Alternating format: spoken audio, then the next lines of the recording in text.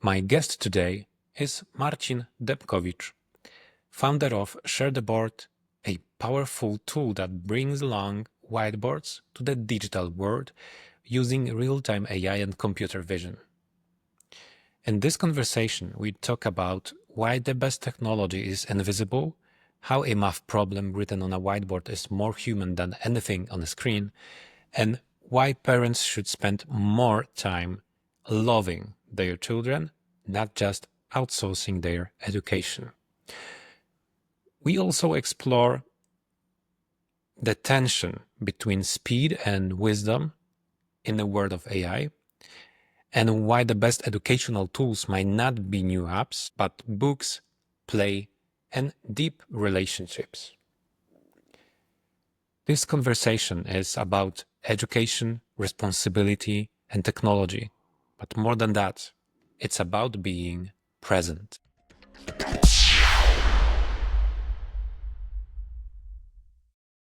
Hello, Martin. Hello. Let's start with the first question. And I'd love to know, how did the idea of ShareTheBoard come about?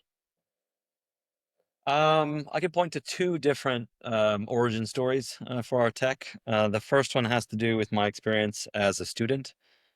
So I went to school and at the University of Texas. I kind of grew up in two different places, which is one of the reasons why I picked up this great accent. But I went to school at UT. And if you know anything about UT, it's a really good school. But one of the first adjectives that comes to mind is massive. It's a humongous school, really, really big campus. And I studied on two different majors. And as a result, I had to walk across that huge campus quite a lot. And as a result of that, I was frequently one of the last people walking into class. When you're one of the last people walking into class, that means you're usually sitting either at the very, very back of a very big hall, or you have the option to interrupt the class and walk all the way to the very front where nobody wants to sit.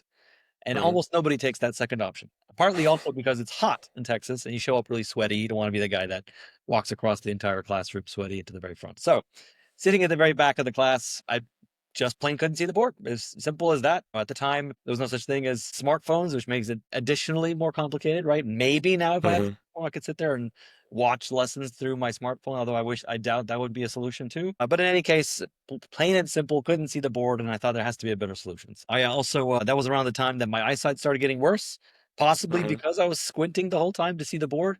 So I like to say that ShareTheBoard is in some ways my technological revenge for that experience, and to make sure that my kids and everybody else's kids in the future won't have to squint and suffer through the board. Yeah. And how exactly ShareTheBoard works? ShareTheBoard works by identifying handwritten content in real time, right? So behind me, for example, there's this whiteboard. There's some text on it. If you're a sort of a computer vision nerd like me, you can also see that there's quite a lot going on. There's light, reflection, there's shadow, there's all kinds of interference that our human eye is pretty good at filtering out, but limited, especially if you're sitting at a big distance. So what our tech does is it basically looks at a given area and pixel by pixel determines whether that given pixel is content or not. If it is content, it amplifies it. If it's not, it either makes it quote unquote something like an obstacle, like a person, or kind of strategically ignores it. So glare, background, what should be behind the content remains behind the content. So effectively, we take every single pixel and categorize it into one of those three layers and do it in real time. The net result is that the content, anything that's written by hand on an analog surface, is legible, unobstructable, and once captured, right, and vectorized, you can do all kinds of really great stuff with it. So that comes second. By the way, I had a second origin story. I don't know if you want to hear the other part of it, but it's less focused. Oh, yeah, of course. It just has to do with the fact that after going fully remote, which for me was in 2012, well before the pandemic, the first thing that was gone from my life was analog surfaces, right? I had worked both at an agency and at a Fortune 50 and as a consultant. And in every single one of those positions, we were whiteboarding, we were working on flip charts, we were using our arms and elbows and creating content together that sometimes was analog, and that just disappeared overnight. And everybody, encouraged me to try out sort of these, digital alternatives, and they have their purpose, they have their advantages, but it's just not the same. So like a good product guy, if I couldn't find it, I decided to build it. So those are the two things together. Mhm. That's first. Right. If in simple words, if you could like summarize, what makes it different from a regular whiteboard? Because I remember when I first saw your solution on the Bet London this year, I thought, well, wait, why can't I use just a regular whiteboard? Like a regular whiteboard or an interactive? Regular, yeah, Regular. or the interactive one as well. Like Oh, there because is. interactive one can save me the, for example, you can save me the photographs of the whiteboard, Mhm. but of course on the regular one you can't do that. But what makes your solution different from So both of those? yeah, there is. Every tool has its purpose, right? And I Hmm. want you to write on a regular whiteboard. Hmm. We could talk a lot about the civilizational importance of writing. That's a whole probably meeting. It's a whole session in of itself. But Hmm. let's just assume, for the purposes of this question, that there are moments where writing by hand is the right way, is the right choice, right? To expound on that just a little bit, right? There are certain topics, certain types of certain tasks, and certain subjects that are Hmm. easier to express in a improvisational way, right? So I can't Hmm. pre-prepare content. We're gonna create it live, right? A math proof is a good example. A linguistic challenges where we're actually writing out language live, but also brainstorming, solving problems together. A lot of those cases, it's content that sort of is created here and now, Hmm. right? And in those cases, the way that we work as humans, we have a certain speed with which we create content, with which we absorb content. We have a natural inclination to use our own self when we create that content, either by Hmm. gesticulation or by writing, etc. So Hmm. a lot of that natural, innate, intuitive behavior and human optimized speed is exactly what makes tools like whiteboards effective, right? Because there's no Hmm. friction between what's in my head and what I can put up on the board. I can talk and write at the same time. It's great. It's a very powerful tool. Hmm.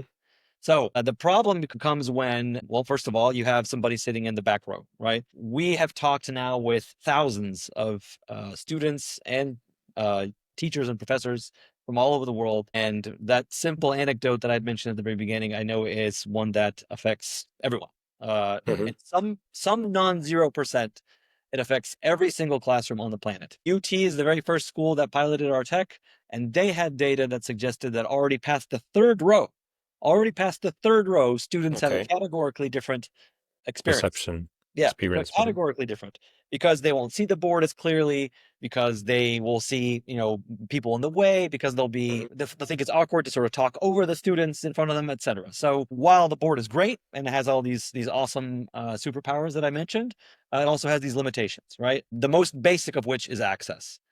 Hmm. Um, it's also worth pointing out that what I describe as access is in fact a global issue, because it affects you based on your situation, right? Where you're sitting, how big the teacher's writing, the lighting conditions of the room, etc. But then for some people, it's a 0-1 difference, right? If you have visual Yep. impairment, if you have mobility impairment, and you can't get closer, it is not just, oh, I can't see today. It's I can't see the board ever, right? Hmm. So access first and foremost is what our tech improves, because we Hmm. basically guarantee access of anything written on the board to everybody participating. And do you allow online connection as well? Absolutely, absolutely. So Hmm. we, as I mentioned, that second origin story, which was sort of business collaboration in nature. Um, I'll be completely honest. When we first started creating Share the Board, it was for selfish reasons. We wanted to whiteboard together with each The other. best motivation. Yeah. No, I mean, frustration is the best motivation. Yes. Okay. But the point is that we needed a pandemic to Hmm. tell us that, oh yeah, remind us that it has the educational application. So Hmm. we had come up with we'd started working on 2018, created an alpha in 2019, and then when the pandemic hit, we noticed that some universities in the States were using our early terrible, alpha product. It was awful, and they were using it to run their classes, right? And that's when it dawned on us, like, oh yeah, there's this thing called higher education. And I remember Hmm. my experiences. But what drew those early users to use our tech was Mhm. precisely the benefits of using our tech with a hybrid and remote audience. Meaning this, what I'm doing right now, the ability Mhm. to gesticulate, the ability to be sort Yep. of, more human than just a talking head Yep. in a shared document. So Mhm. ShareTheBoard allows you to do that because you can be as expressive as you want and still deliver legibility and interactivity, regardless of where your audience may be. So yes, the answer is yes. Uh, Mhm. that's evolving though, because now most people use our tech in 100% in-person scenarios. What struck me when I first encountered your technology was that it seems that it can be invisible for both teacher and student. And basically, most of the tools I see in that tech space are like the interactive whiteboards. It requires you to change your methodology a little, or any kind of a tech product that generate content or whatever. They need you to change something, and your technology seems to be like invisible for the education and do not affect the method. Have you seen that as well? That is one of the, thank you for calling that out. That is one of the key Mhm. foundational precepts of our technology. We like to say that most tech, not just ed tech, but most tech out there has, it has a learning curve, right? And we like Mhm. to say, well, we've tried to create as a learning slide. We actually want you to Mhm. unlearn certain digital behaviors and just do what you've always done. Absolutely. So properly deployed, ShareTheBoard requires absolutely no change to your behavior, to your teaching method. You just write on the board and it's just digitized, transcribed, Mhm. shareable, interactive, etc. Right? Why is that Mhm. important? For the very Mhm. simple reason that teaching is hard. It's very hard. My father's a professor. My brother's a professor. My wife was a teacher, is a teacher. I've done quite a lot of teaching of my own kids, and I know that that job is hard. It's Mhm. much harder than my daily job. So to teach, right? To teach, to have the hard job of teaching, and then to pile on top of that being an expert in ed tech, it's not going to happen. It's not going to happen, right? So technology is only as good as your willingness to use it. And if you have to Mhm. change your behavior to use the tech to adjust, you're at the very least going to be working less effectively, less naturally, Mhm. and probably going to be a worse teacher, right? If I can create a tech that actually solves a problem without you even noticing it's there, I will Mhm. have done my job. Mhm. Since this, I don't know how many people are going to hear this. I don't know if my dad's going to hear this, but early on in the project, we had a saying that, and again, because I have so many teachers in my family, I feel I could say this with impunity, but our goal was to create a technology is so easy a professor could use it, right?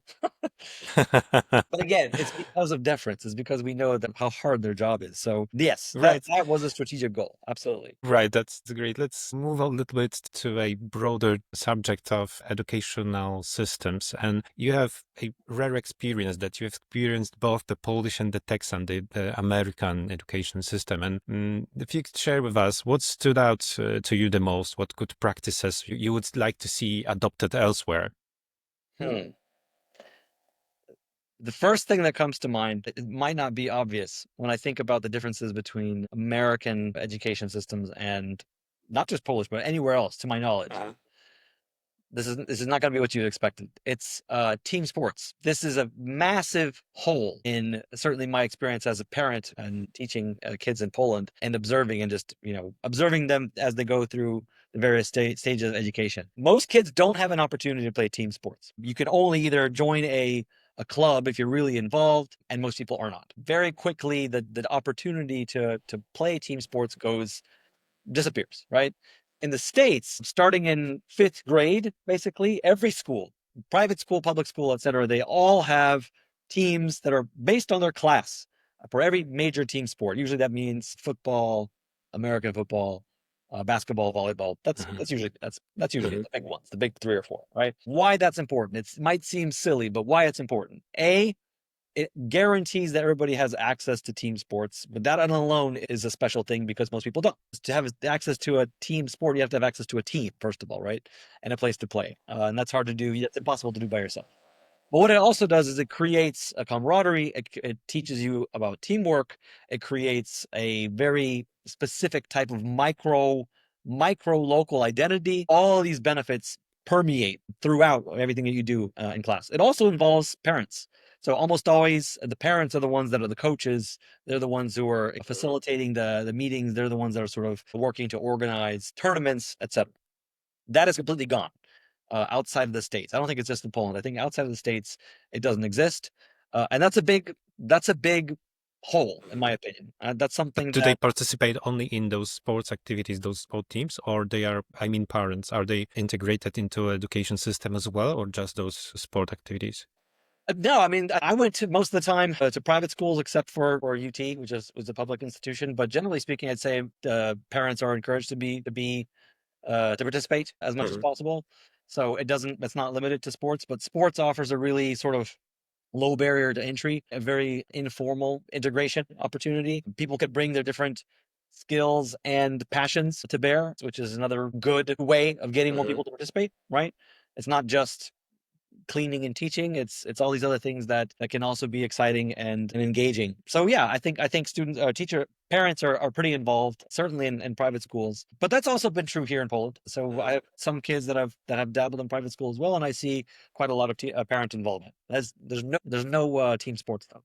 I'm hoping to Yeah. change that, by the way. It's a little spoiler alert. I have a plan for next year, but Huh? yeah, So let's plan the next conversation for next year already. we'll see how it Looking goes. forward to that. I love that you mentioned the sports right away, but maybe there's something else, or is it the thing that is so vivid that? I mean, I like to call that one out because nobody talks about it, and Mhm. it's a surprisingly big difference. It's something that I've experienced both personally as a student and now as a parent Mhm. of many children. I can see that it's something that is lacking. It's definitely Mhm. lacking, and it goes well beyond the benefits of physical education, right? As I mentioned, Mhm. it's that integration, it's collaboration, it's teamwork, and then that shared identity.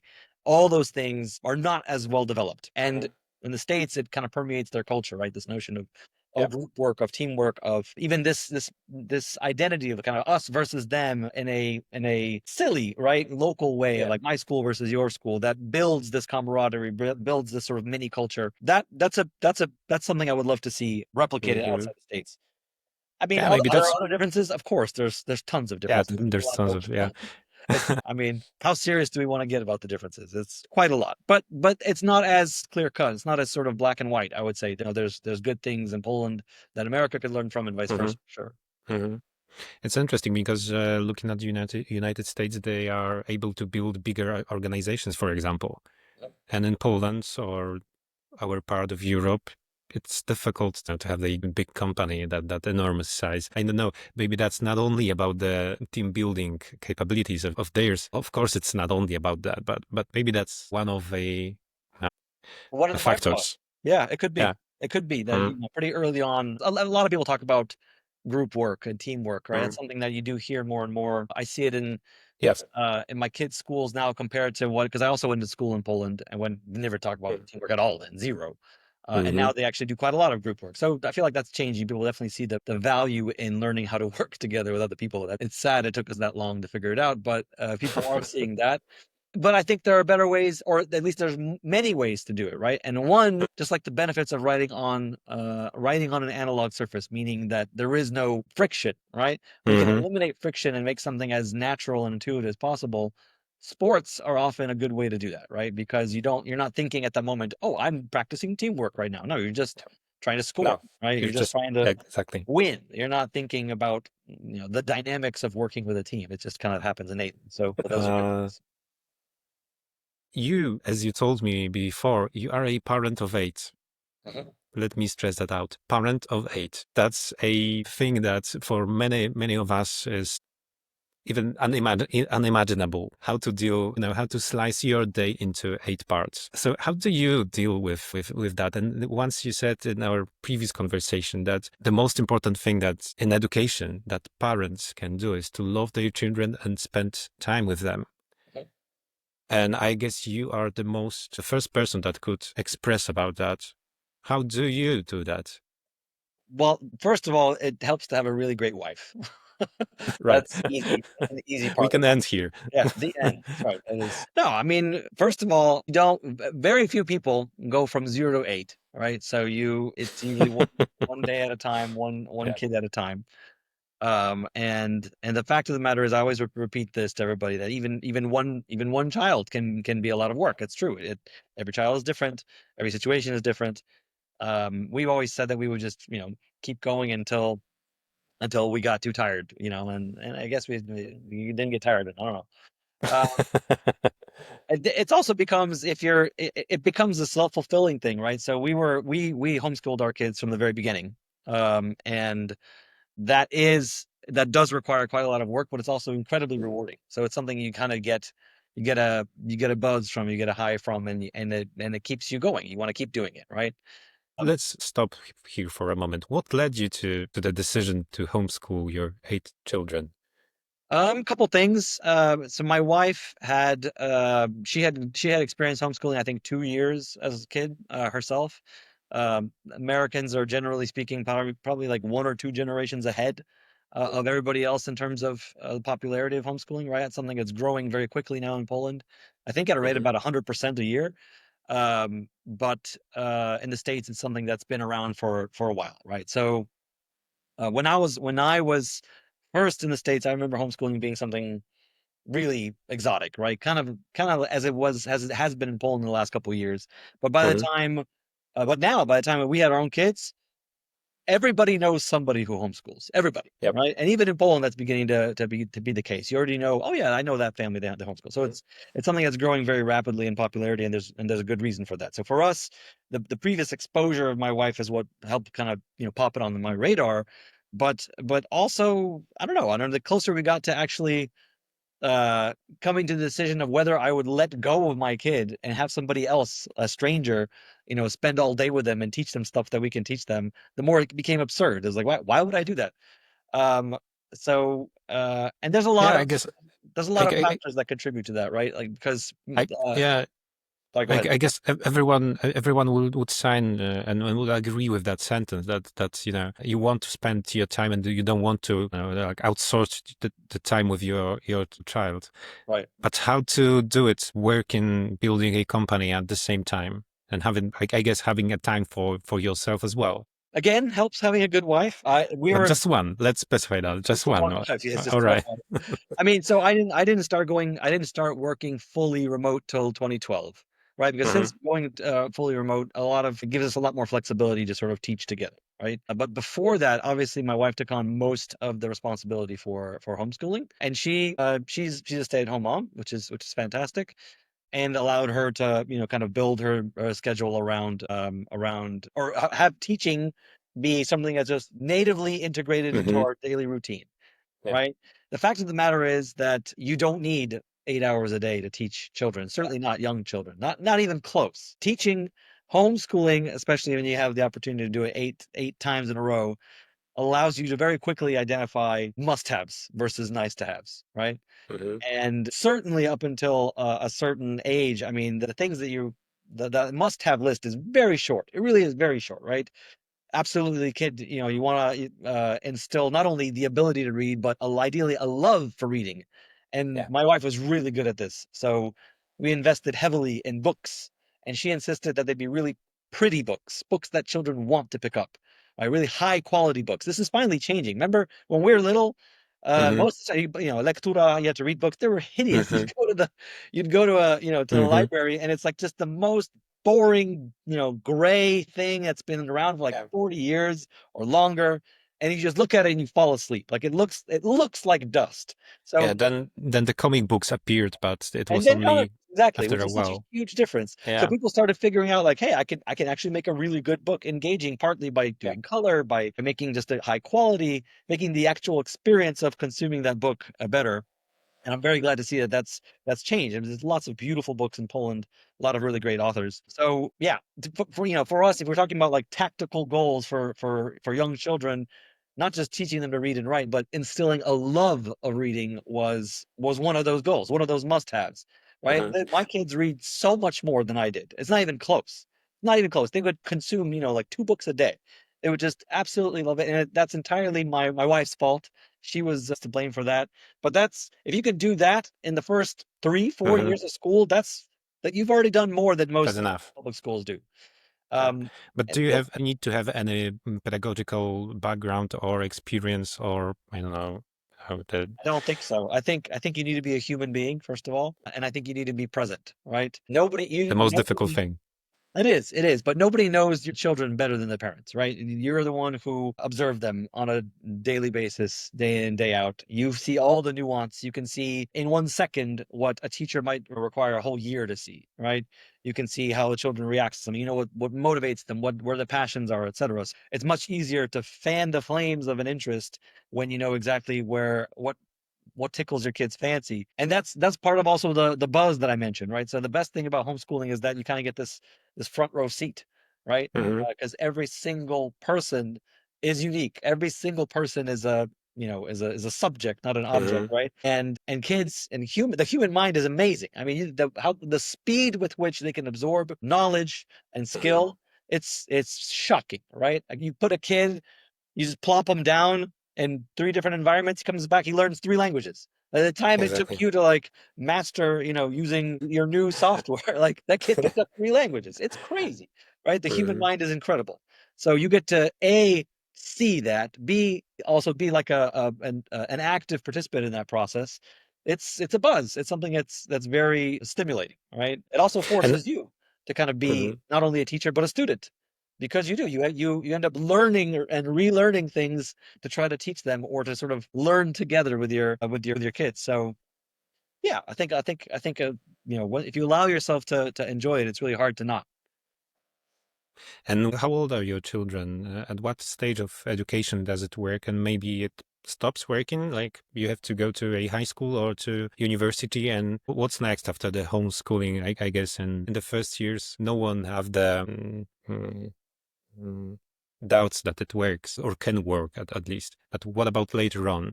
I think it can. The short answer is I think it can. I look at there's plenty of examples in history, right, all the way from antiquity to now, where Hmm. let's be honest, like that's people used to be only homeschooled if they were schooled at all. We allow our children to sort of determine their educational path. So they usually decide what how the next phase or any given phase sort of evolves based on what works for them. Our oldest, so to answer the first part of your question, we have our oldest is now 19, our youngest is 3, and they're sort of Hmm. pretty evenly spaced through. The top two are the oldest one just finished his first year of college.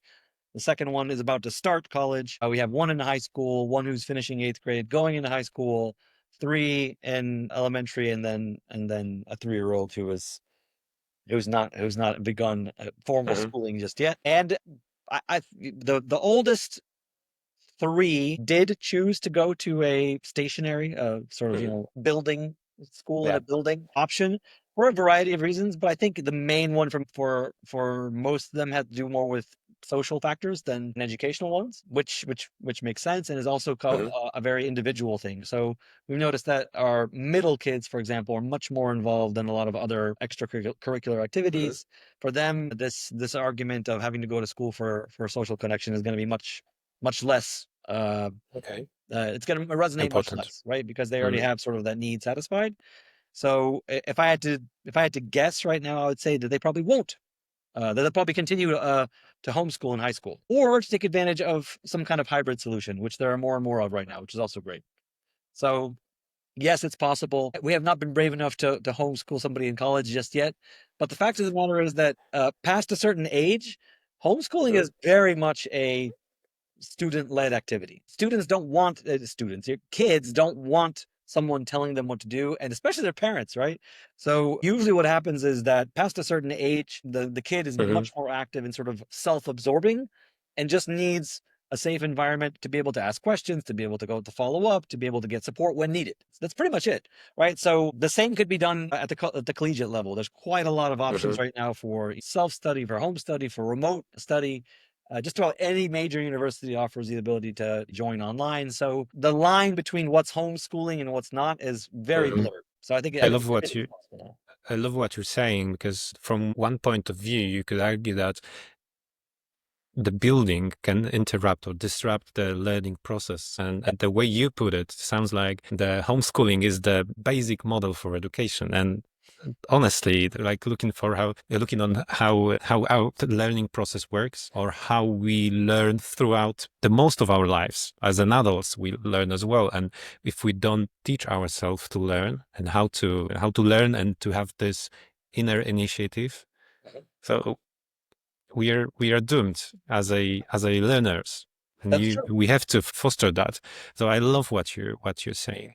Yeah. Uh, And conversely, if you do teach a child to pursue knowledge, right? Have a thirst for knowledge, mhm, to learn how to think critically, and to learn to be largely responsible for that process, then it doesn't really matter. It doesn't really matter. They want to go to a school in the building, fine, go ahead.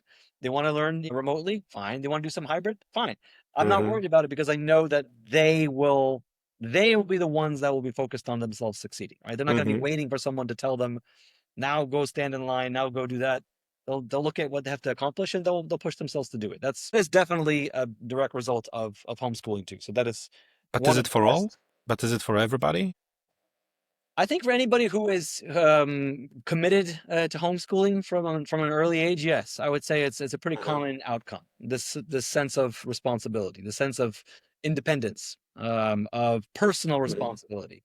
I absolutely think that's true, and I see it because I know very many families that homeschool both in Poland and in Texas, and I would say that one of the most common characteristics between all of them, compared to the many kids I know that are not in homeschooling, is mhm, this sense of personal responsibility when it comes to mhm. education, at least. And is it like children at school that are at the station or the buildings, are they able to move to homeschooling, or you have to start Yeah, uh, with sure. I this? mean, I think You know that's the probably cases? harder. That's probably harder for a lot of people because it involves sometimes changing, right, the way that you structured your Mhm, day, if not your life. So mhm, it can be tricky. It can be tricky. It's definitely possible.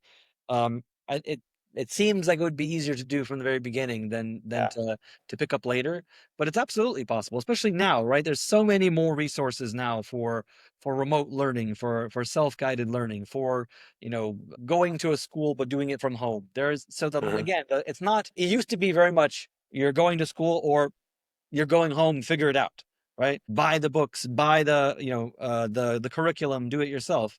But now there's a huge spectrum in between. So it's not as I don't think it's as scary as it used to be. It's much easier now, and a lot of mhm, we see a lot of adaptation, if not even entrepreneurial, right? Approach to mhm, solve this issue. Again, all over the world, globally, I see hybrid forms of school. I see cooperatives, right, where you're going to school part of the time, then going home, where the mhm, curriculum is both sort of physical in nature. It's a book and or it's something that's also partly online. So yeah, there really are a lot of options now. I think it's a matter of first and foremost of your motivation, what you're actually hoping to accomplish, and what mhm, role education plays mhm. in your life. All you say sounds to me like you and your wife are very brave people. Because if it not that doesn't take a pedagogical knowledge to do that, if it doesn't take I don't know, any specific expertise or something, you don't have to be mathematician or a philologist to teach your children. If it is not that, then I guess it's just your brevity to act against the system.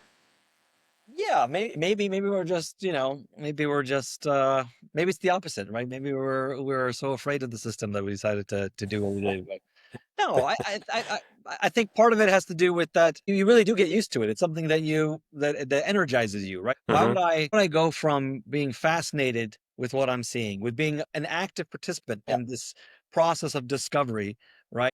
Basically seeing, have my mind blown every day while I see a kid go from don't know what that is to now I'm an expert faster than I can learn Hmm. how to, memorize a sentence to just all of a sudden be like, I don't want that.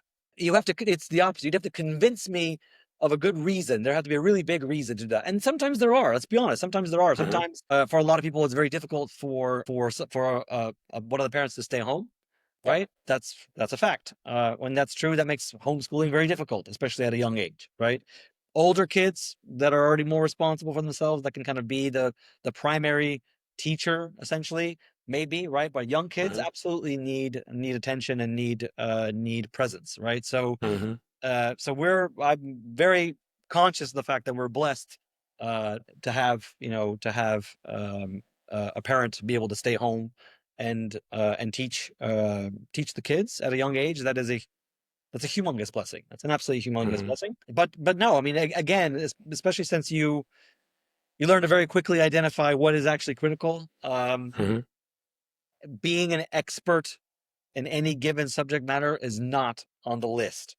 And what's more important is that you are also open to learning. That's what I find, right? There's a joke in homeschooling that basically says you only have to be one day ahead of your kids, right? If you're teaching them like physics tomorrow, you just have to learn that physics lesson the day before. And there's some truth to that. If you do have to, let's be honest. Like, if I asked you right now to take tests that you did in chemistry, from 8th grade, would you be able to pass them? Probably not. You'd probably have to do Probably some not. refreshing, right? And so it forces you to kind of, to relearn things that you quote unquote Yeah. learned a long time ago, which is a great thing. But it doesn't change the fact that the process of discovery is ultimately what you're going through and what you're hoping to instill, right? It's not about being an expert in every subject, because nobody is. Nobody is an expert in every subject.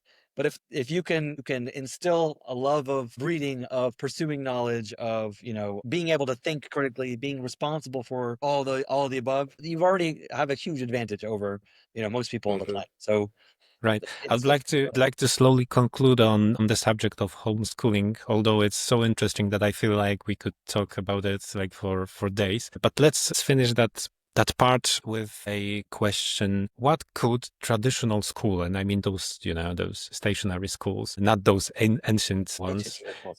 Yeah, and some ancient traditional ones. No, those from 19th century. What those traditional schools could learn from homeschooling. That's a Everything, like. that's a very deep question. Yes.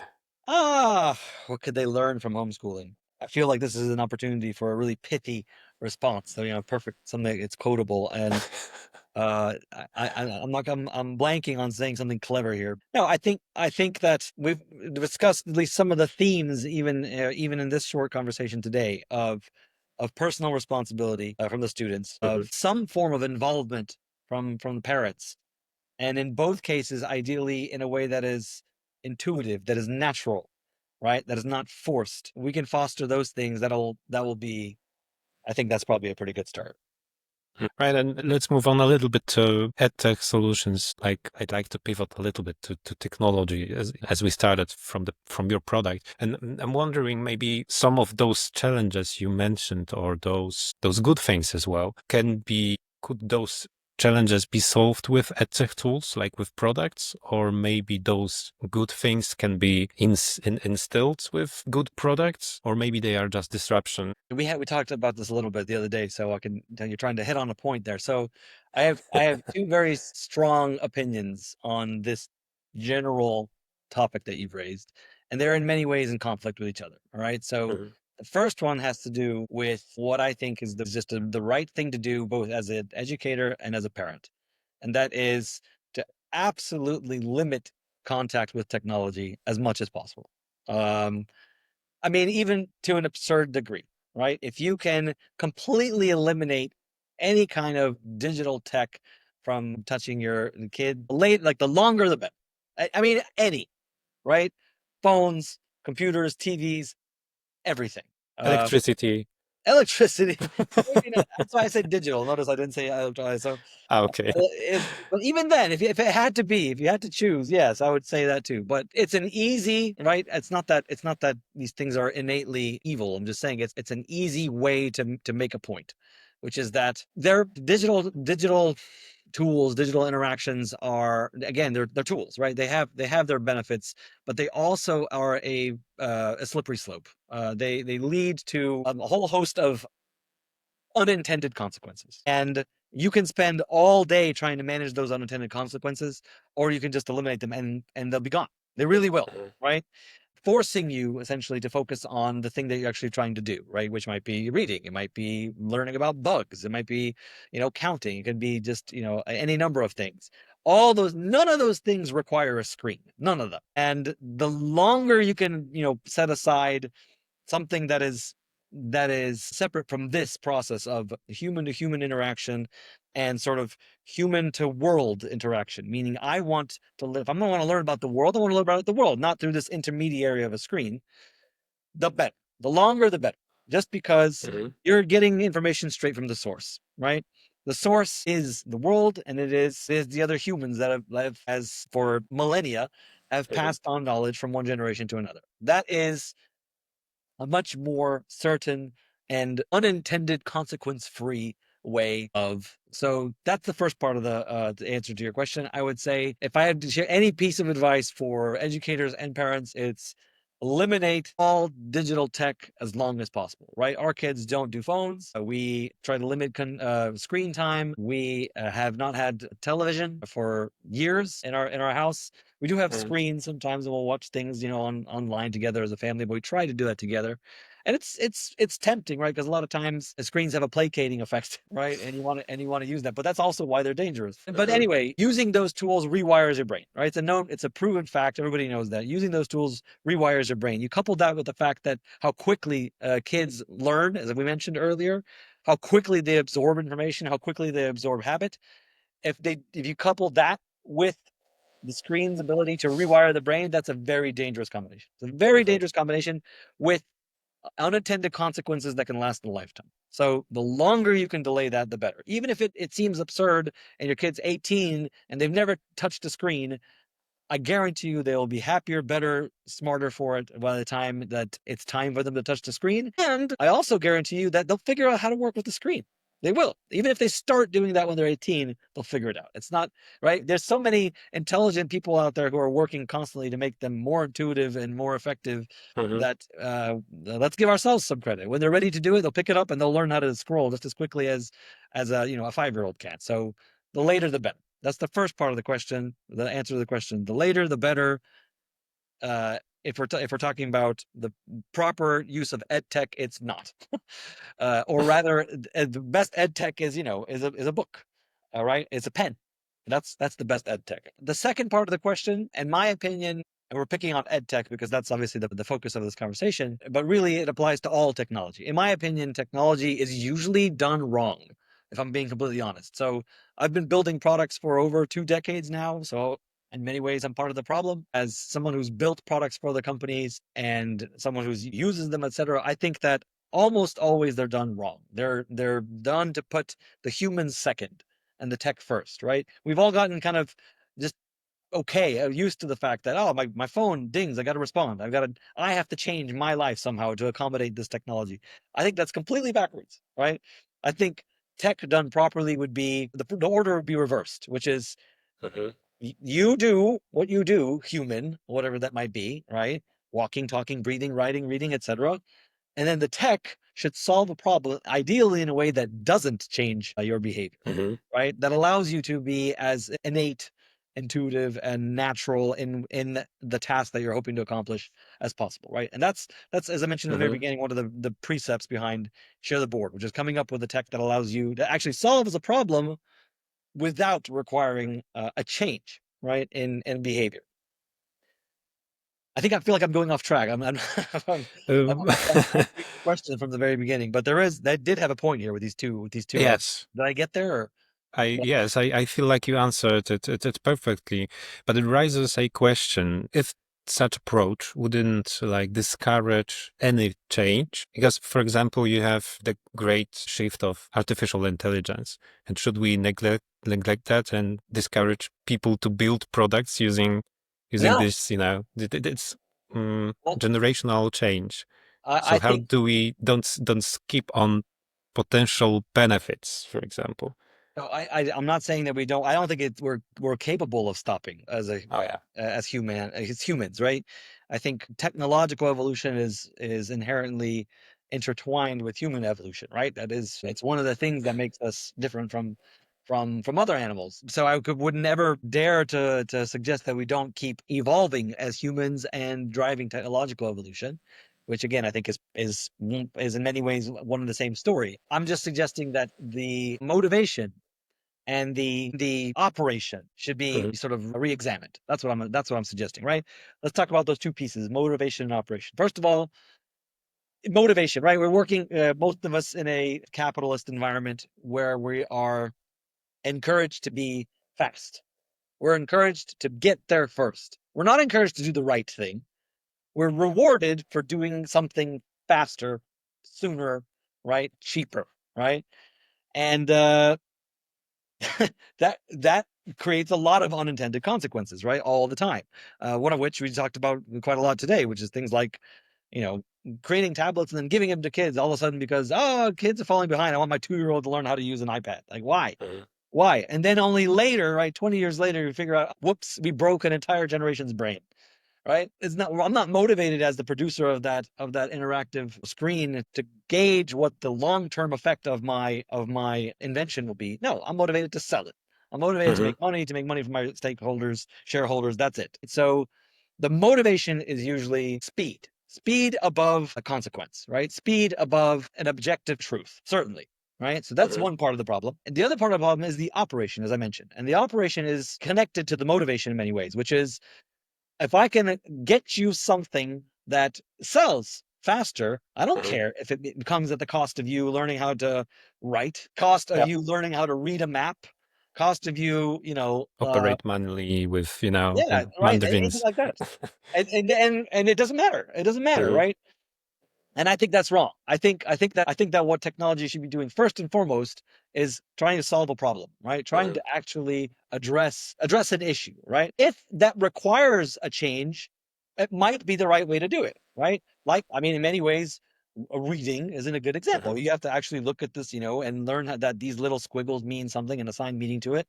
That's a change, right? So let's be honest. It's not that we're not going to change at all, and all of a sudden everything's going to work, but I think if the motivation and the operation are in the right sort of frame, that the Mhm. risk of unintended consequences drops categorically, right? Mhm. So if I can solve a problem using, for example, since we're picking on technology, if I can use technology to solve a problem without a change in behavior, then the likelihood of creating unintended consequences in that operation are much lower, plain and simple, Mhm. right?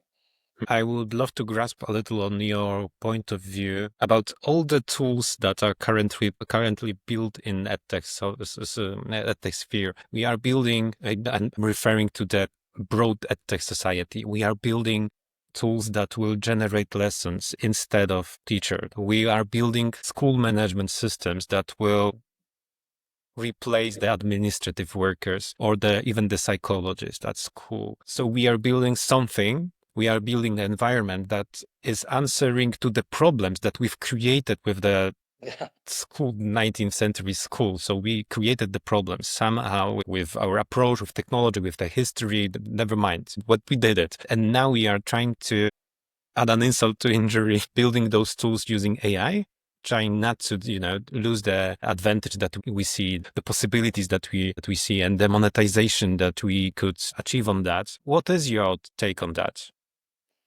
So yeah, you touched on a couple of topics there. One is one that made me laugh because it's something that came up after Bet and a couple of other conferences that we had participated in this Mhm. year, where I heard commentary from folks that were just going through all the different exhibits, and they used the exact expression that you just did, which is, what I'm seeing is a whole bunch of tech aimed at creating or fixing problems caused by tech.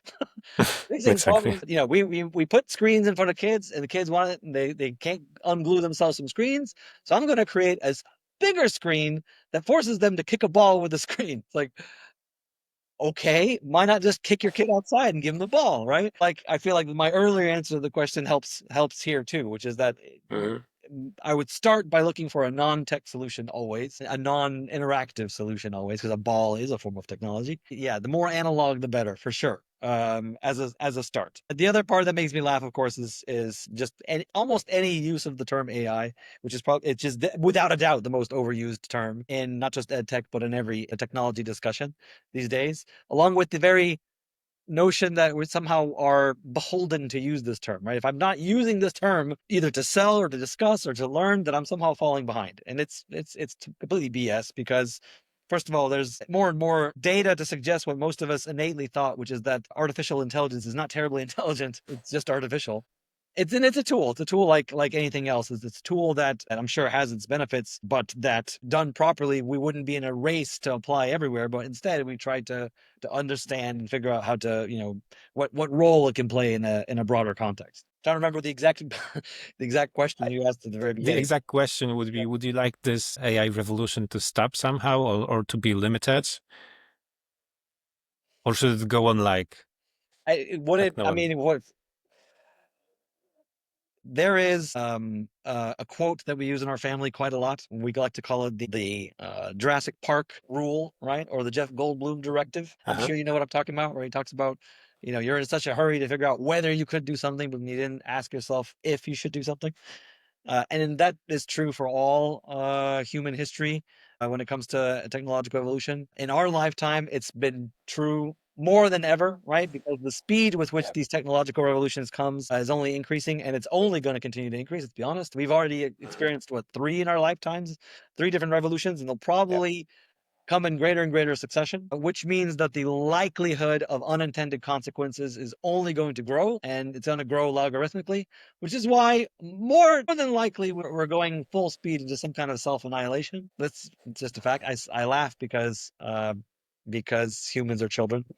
Mhm. And they have they love to get themselves in trouble. Um, Mhm. but most of the time, yeah, my first reaction when I hear questions related to AI is almost a parental one, which is to kind of like patting people on the head and be like, that's cute. Like, you don't know what you're Mhm. talking about. I don't know what you're talking about. The people that think that they know what they're talking about, they don't really know what they're talking about either. They're just in a race to sell something. So I think the first part of my answer is don't know. Second part of Mhm. my answer is I would slow down getting to know if it was up to me. Third part of my answer is almost definitely just applying observations from every other form of technological evolution. Almost definitely, the first 10 versions of how that tech will be applied will be done in a way that prefers speed over correctness. So you should approach it with the appropriate distance, right? Is Mhm. is is my first part of the answer, and the second part of the answer is uh, I think there's ways to do it again that don't require you to change, right? I like Right. to say we've done AI since before AI was cool, since before AI was AI. We just called it ML, we just called it algorithms Yeah. and machine learning. Because Uh, for it to be clear for everyone, you are using machine learning in your product as well. we are, but we have Right. it's our own Mhm. algorithms trained on our own data, on our own markup, right? Thousands and thousands of pictures of boards and writing and rewriting and Mhm. handwriting, etc., with this very specific goal Goal. in mind, right? Mhm. Of just knowing content or not, right? Mhm. Very specific task. So Human or content.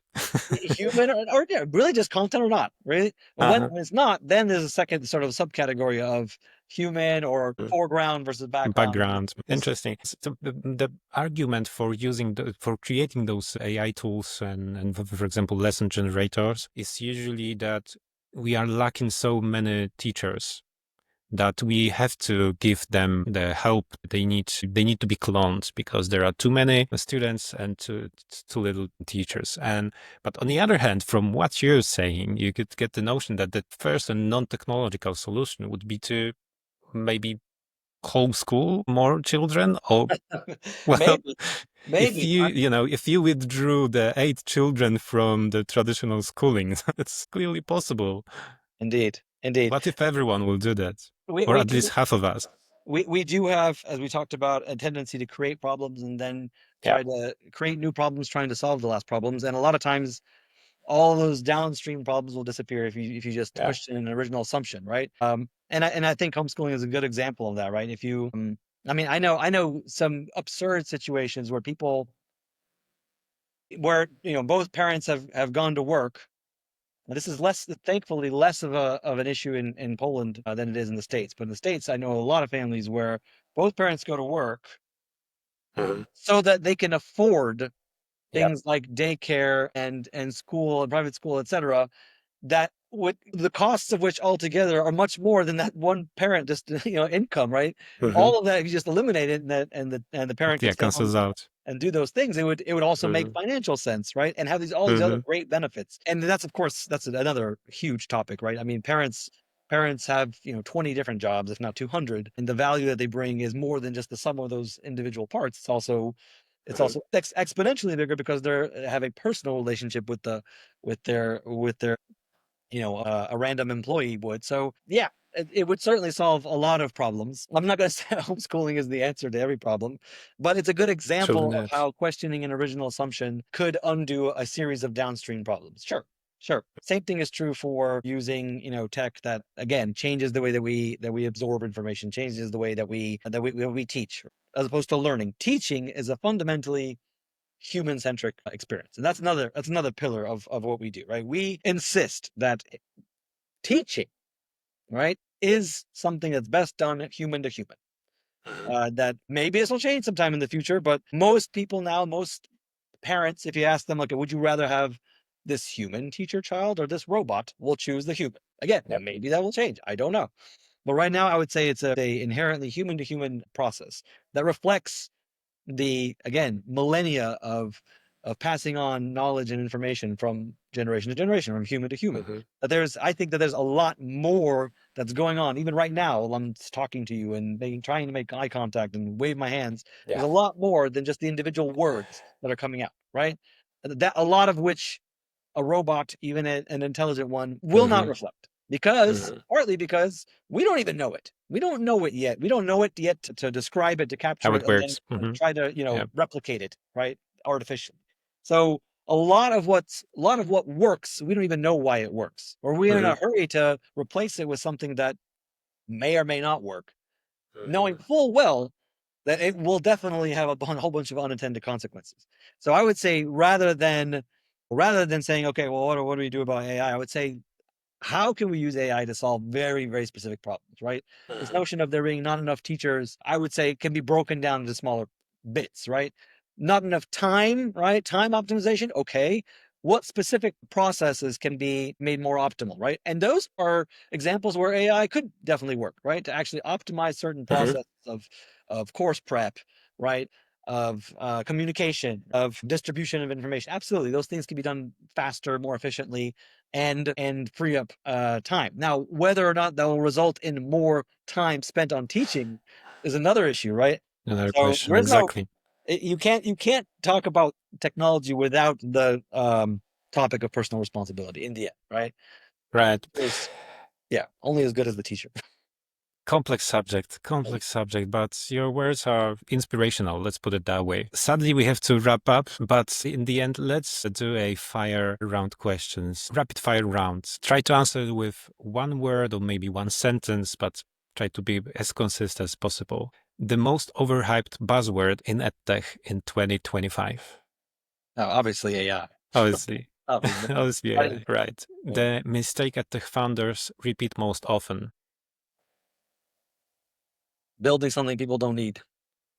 A book, podcast, or person who shaped how you think about education. I'm going to combine two parts of what we talked about, and I'm going to say Alberto Savoia in my own personal education. So he is the creator of the notion of prototyping and sort of idea validation through action. That has been an inspiration and an instrumental method in my own personal education as EdTech founder. So, yeah, prototyping. The book is called The Right It by Alberto Savoia. The biggest advantage of homeschooling. Instilling personal responsibility. What has building a startup taught you that also helps you as a father? Try and get better at understanding must-haves versus nice-to-haves. And the last one, what could the education system learn but from kids? Turn off screens. Give them a ball. Thank you for this conversation. I truly enjoyed it, and I think it will work as an inspiration for our listeners, for every teacher, every parent, and for each of us lifelong learners. Thank you so much. That's probably really generous, but I appreciate it. Thank you very much.